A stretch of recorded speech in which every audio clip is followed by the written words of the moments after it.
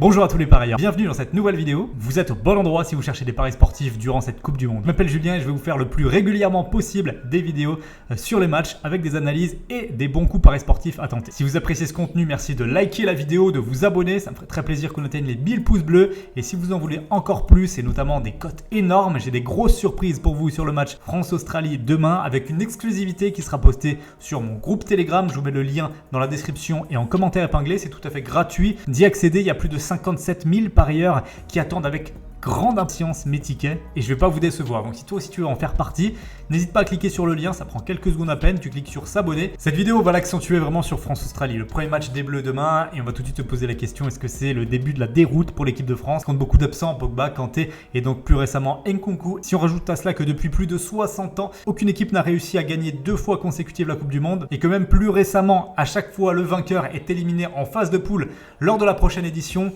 ça fait peur pour cette équipe de France. En plus, on apprend ces derniers jours en interne et notamment au niveau du staff médical, il y a des choses qui ont un petit peu du mal à passer, donc franchement je suis vraiment pas optimiste pour l'équipe de France. Est-ce que l'Australie est capable de venir nous gêner et de pourquoi pas aller décrocher une cote à 6,20 ou à 12?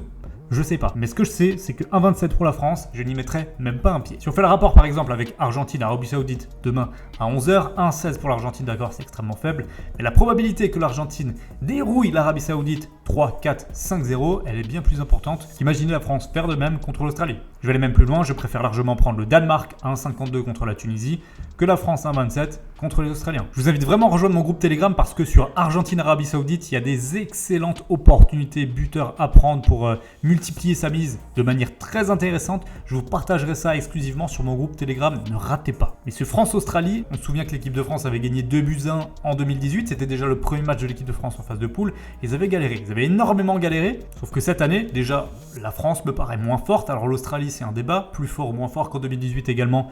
Honnêtement, j'ai pas la réponse à cette question. Tout ce que je sais, c'est qu'il y a une identité toujours très forte du côté des Australiens, la solidité, mais surtout l'unicité. Chacun se bat pour l'autre. Il y a beaucoup de solidarité dans cette formation. Donc, moi, je vais vous proposer mon pronostic pour ce match-là, le pronostic public. Ce sera le moins de 2,5 buts de l'équipe de France face à l'Australie. C'est coté à 1,58. C'est-à-dire que la France peut marquer 1 but, 2 buts, nous gagnons. Si la France marque 3 buts ou plus, nous perdons ce pronostic. Dans le meilleur des cas, je nous vois gagner 2-0, pas plus. En revanche, être accroché, un partout, peut-être même une défaite. Dans tous ces scénarios-là, nous serons gagnants. Je vais vous laisser là-dessus. Je vous encourage fortement à me rejoindre sur Telegram pour avoir la suite des paris sportifs. Et je vous remercie d'avoir visionné cette vidéo. Si vous êtes encore là jusqu'au bout, n'oubliez pas de liker et de vous abonner. Très important pour moi, ça me fait plaisir. Belle journée à tous et à demain pour la suite. Ciao, ciao.